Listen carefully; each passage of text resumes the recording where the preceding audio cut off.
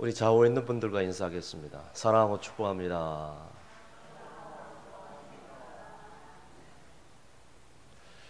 오늘은 예수님께서 죽으셨다가 부활하신 다음에 이 땅에서 40일 동안 머물면서 제자들을 위로하고 격려하고 제자들에게 부활의 사명을 주었던 부활 승천 주일이라고 볼 수가 있겠습니다. 50절에 보니까 예수님께서 저희들을 이 제자들을 베다니로 앞까지 나아가사 손을 들어서 축복하시매라는 그런 말씀이 기록되고 있습니다. 제자들을 두 손으로 축복했다는 의미는 뭐냐? 두 손 들어서 부활하신 주님께서 축복했더니 그 축복이 그대로 제자들에게 임했다는 것을 의미를 하고 있습니다.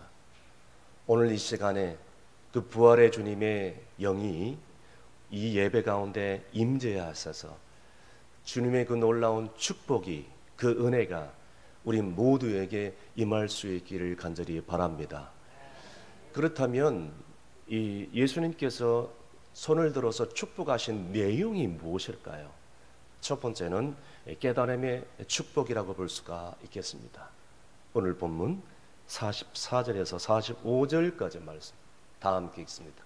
또 이르시되 내가 너희와 함께 있을 때 너희에게 말한 바 곧 모세의 율법과 선자의 글과 시편의 나를 가리켜 기록된 모든 것이 이루어져야 하리라 한 말이 이것이라 하시고 이에 저희 마음을 열어 성경을 깨닫게 하시고. 아멘. 여러분, 깨달음은 우리 이세에 있어서 큰 축복이고 은혜인 것입니다. 예를 들자면 학교 다니는 학생이 선생님의 설명과 가르침을 들었는데 도무지 깨달음이 없어요. 이해를 못합니다. 다음 수업 시간에도 이해를 못하고 깨닫지를 못합니다. 그러다 보니까 이 학생이 학교를 다니기가 싫어요. 재미를 못 붙입니다. 이 학생은 나중에 졸업한 다음에 성공할 확률이 떨어져요. 그런데 학생이 공부에 재미를 붙이고 학교 다니는 것이 즐겁고 그러면요, 여러분, 그 학생은요 나중에 성공하고 잘 될 수 있는 확률이 큰 거예요. 마찬가지입니다. 사랑하는 성도 여러분, 우리의 믿음 생활도 이와 같은데 우리가 성경을 읽으면서 예배를 드리면서 깨달음이 있고 기쁨이 있어야 재미가 나지 않겠습니까? 그래야 예배를 드리면서도 말씀을 들으면서도 성경을 들으면서도 시간 가는 줄 모르고 다음 시간이 기다려지고 다음 예배가 기다려지고 성경 읽는 시간이 기다려지고 교회 생활이 재미가 비춰지고 믿음 생활이 하루하루 달라지는 것이에요. 이처럼 깨달음은 상당히 중요하다고 볼 수가 있겠습니다. 예수님께서 십자가에 매달렸을 때 여러분, 제자들은 다 도망갔어요. 살아생전에 성경에 기록된 대로 구약의 선지자들과 또 시편 말씀과 율법에 기록된 말씀 그렇게 계속해서 가르쳐줘도 이해를 못하고 깨닫지를 못합니다. 다시 말씀드려서 메시아에 대해서 기록된 말씀을 계속해서 떠먹이듯이 또 먹이고 또 먹여도 깨닫지를 못하는 거예요.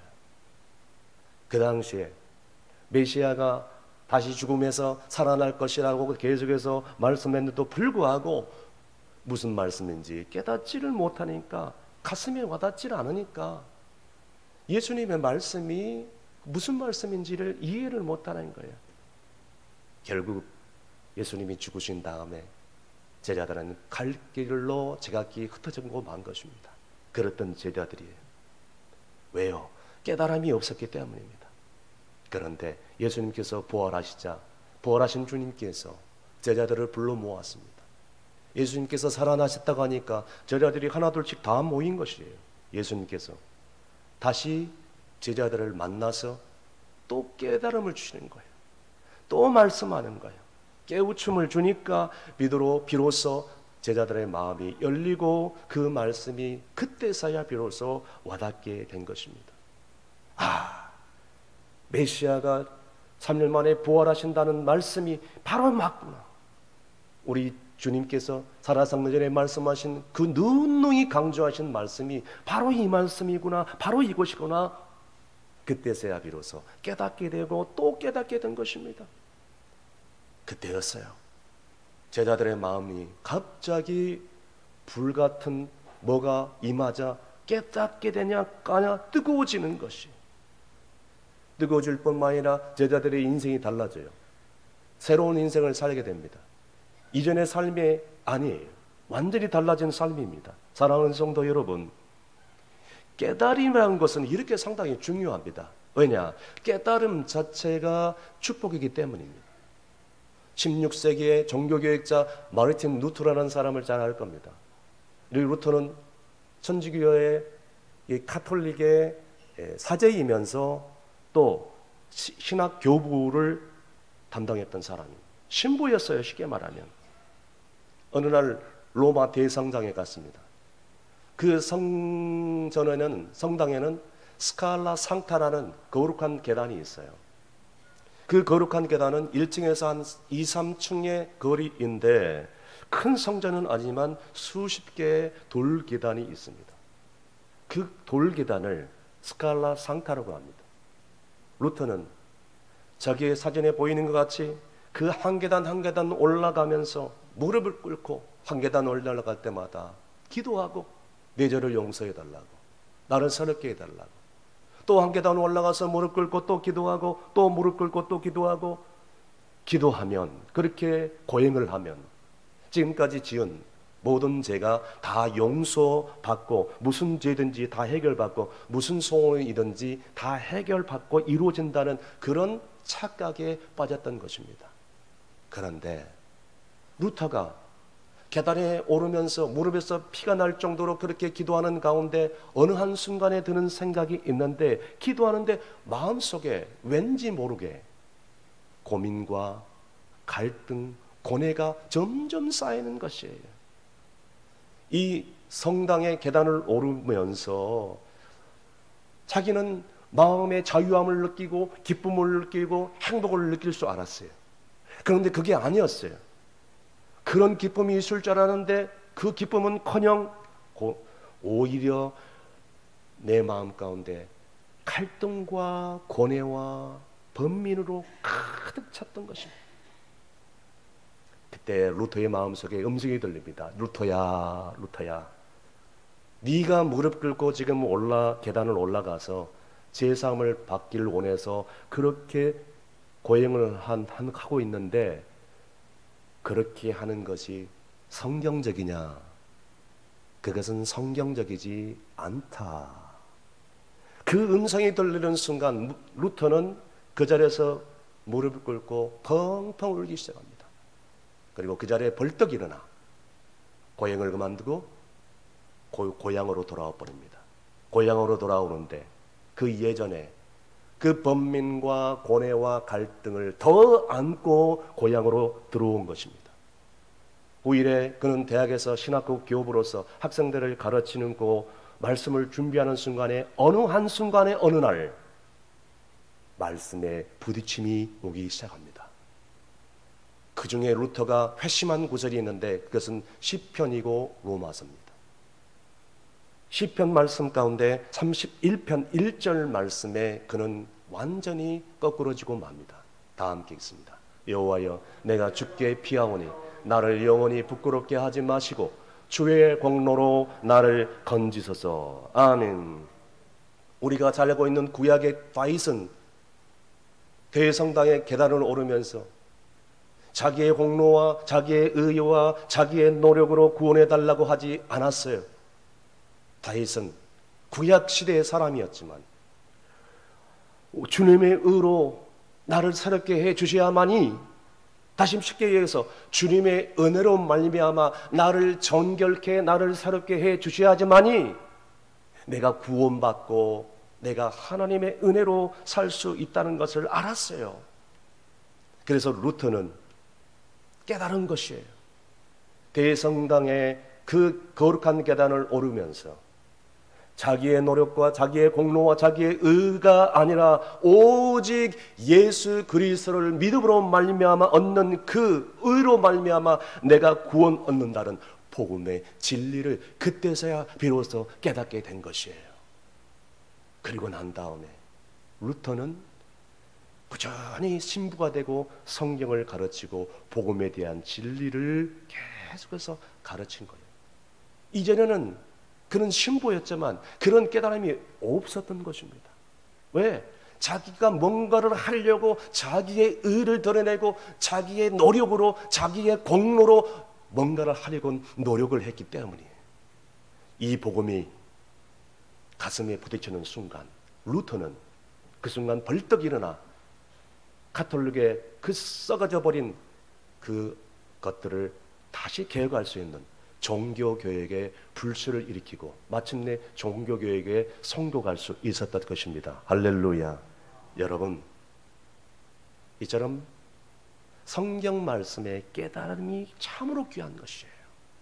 성지식자가 됐든 평신도가 됐든 우리는 다른 어떤 것에서 깨달음이 없어요.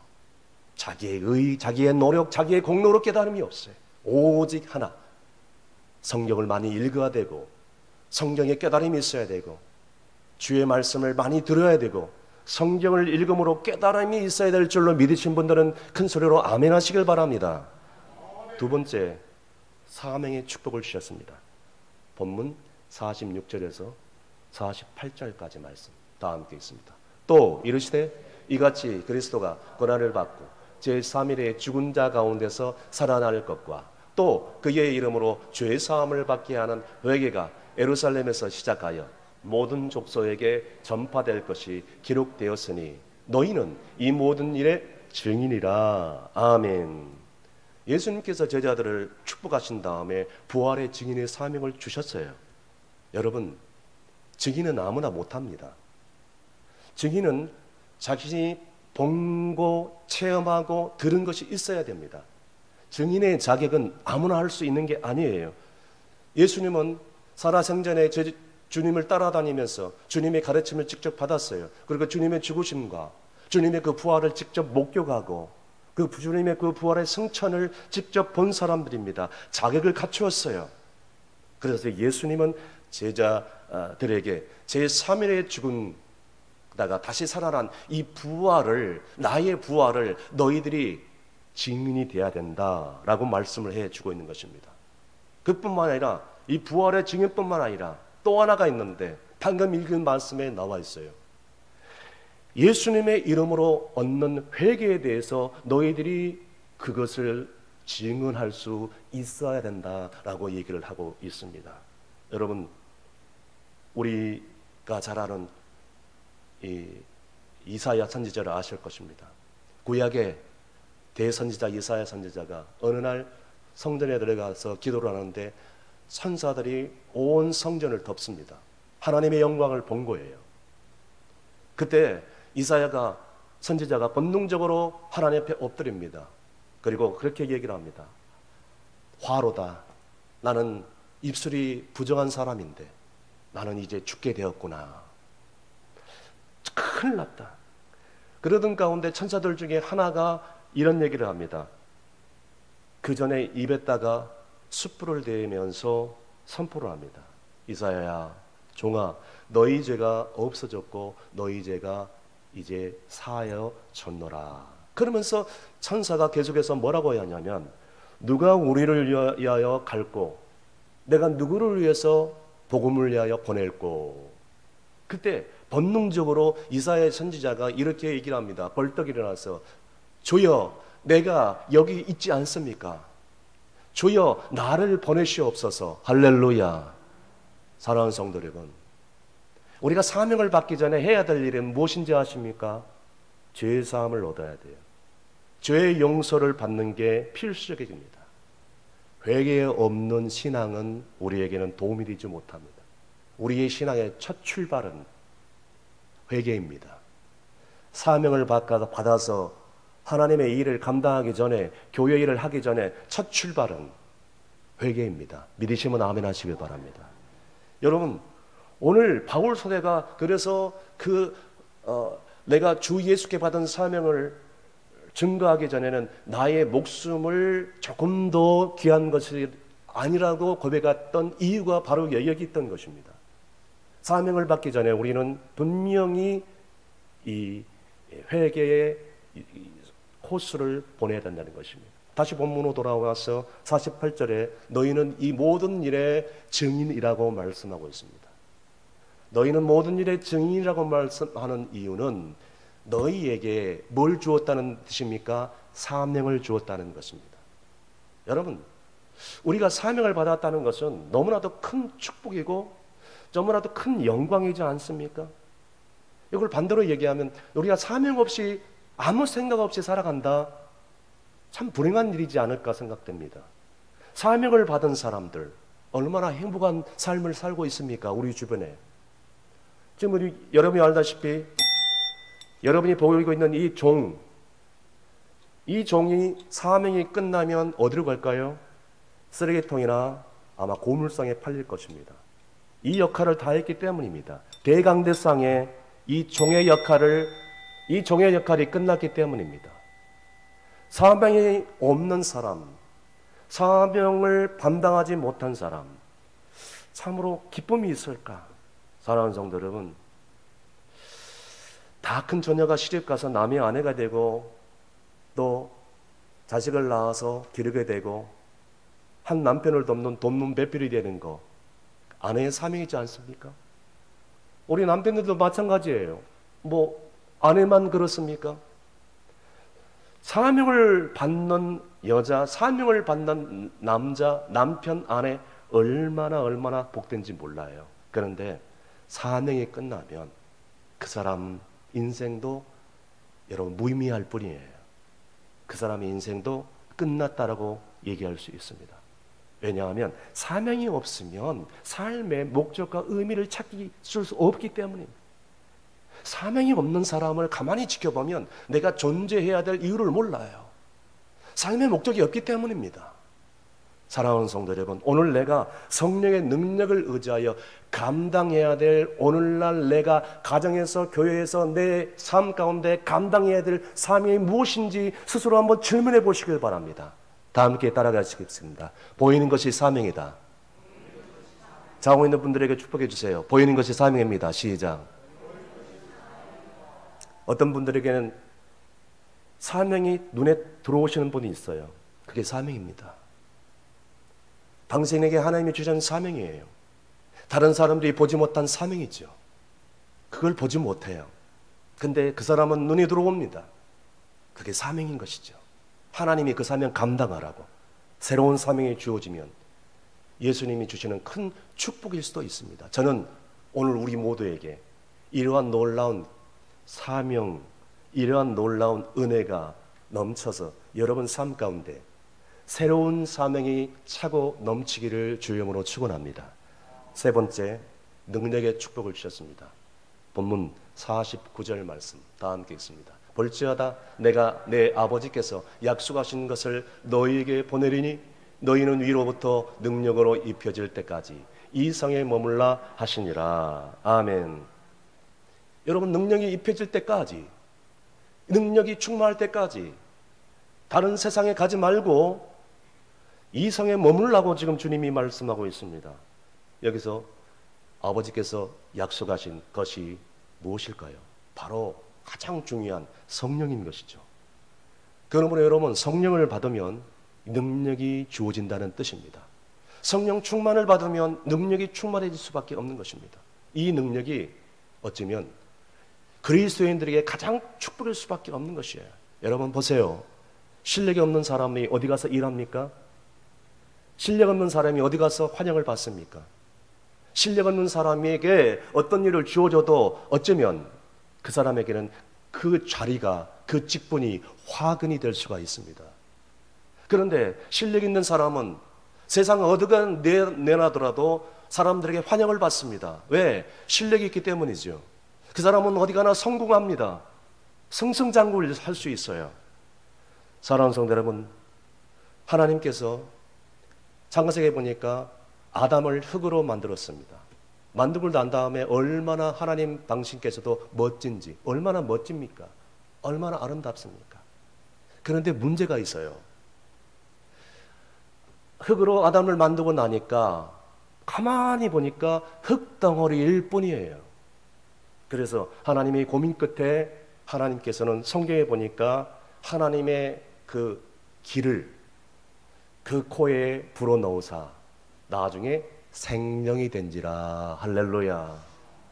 얼마나 아름다운 영적인 존재가 됐는지 모릅니다. 사랑하는 성도 여러분, 하나님의 기가, 하나님의 성령이, 하나님의 능력이 주어지는 그 날 능력이 우리의 삶 가운데 나타나는 것이죠. 사랑하는 성도 여러분, 하나님의 능력이 임하는 날, 나는 모자라고, 나는 배우지 못하고, 나는 가진 것이 없지만 하나님의 성령이 주어지는 날, 장로도, 권사도, 집사도, 교회 직분도 잘 감당할 수 있고, 찬양도 잘할 수 있고, 교사도 잘할 수도 있고, 전도도 잘할 수 있고, 또 직분 어떤 것도 무엇이든지 맡겨주시기만 한다면 그것을 못할 이유가 전혀 없어요. 왜? 성령이 충만해 있기 때문입니다. 이 시간 주님께서 손을 들어 우리 모두에게 이 성령을 충만히 주어지는 순간 여러분이 능력받아서 그 일을 잘 감당할 줄 믿으시길 바랍니다. 우리가 잘 알고 있는 예수님의 수제자 베드로를 보십시오. 그 능력을 받기 전에 그는 예수님이 죽기 전에 3년 동안 주님을 졸졸 따라다니면서 주님의 놀라운 가르침을 받았고 또 받았고 또 받았어요. 주님의 행하신 모든 일들을 직접 목격했습니다. 자, 그런데 문제는 뭐냐? 배운 것으로 거기서로 하나님의 일을 감당할 수가 없었어요. 머리에 드는 것은 많았어요. 예수님의 가르침에 대해서 누구라도 잘 알고 있었어요, 수제자는. 자, 그런데 결국 어떻게 됐나요? 예수님께서 고난을 당하시자 그 여정들 앞에서 3번이나 부인하고 주님을 떠나버립니다. 저주해버립니다. 자, 그랬던 나에게 했던 베드로가 오순절에 성령 충만을 받은 후에 달라집니다. 그가 어떻게 달라졌습니까? 그는 결국 주님을 위하여, 복음을 위하여, 죽어가는 영혼들을 위해서 목을 내놓는 그런 순교의 사명까지 오르게 된 것입니다. 여러분, 이것이 능력의 축복 아니고 무엇이겠습니까? 오늘날 우리들이 신앙생활을 하면서 수많은 설교를 듣고 성경을 몰라서 행함에 이르게지는 않는 것이에요. 알기는 많이 합니다. 그런데 뭐가 부족합니까? 행할 능력이 없기 때문입니다. 그 행할 능력이 어디서 주어집니까? 성령 충만함으로 주어진 줄로 믿으시길 바랍니다. 여러분 모두가 성령 충만함을 받아서 능력 있는 성도가 되시길 간절히 바랍니다. 마지막으로 기쁨의 축복을 주셨습니다. 50절에서 53절까지 말씀 다 함께 읽습니다. 예수께서 그들을 데리고 베다니 앞까지 나가서 손을 들어 그들에게 축복하시더니 축복하실 때에 그들을 떠나 하늘로 올라가시니 그들이 그에게 경배하고 큰 기쁨으로 예루살렘에 돌아가 늘 성전에서 하나님을 찬송하니라. 아멘. 예수님께서 손을 들어 제자들을 축복하셨다라고 말씀하고 있는데 그 이후에 승천하시고 하늘에 올라가셨다는 것입니다. 여러분, 이 기록된 말씀이 사도행전에도 똑같이 나와 있는데 하늘에 올라가신 승천하신 주님을 제자들이 물끄러미 멍하니 쳐다보고 있으니 그때 옆에 있는 천사가 그렇게 얘기를 합니다. 너희가 올라가신 이 예수를 본 그대로 보게 될 날이 꼭 오게 되리라 약속을 해주고 있습니다. 무슨 뜻이죠?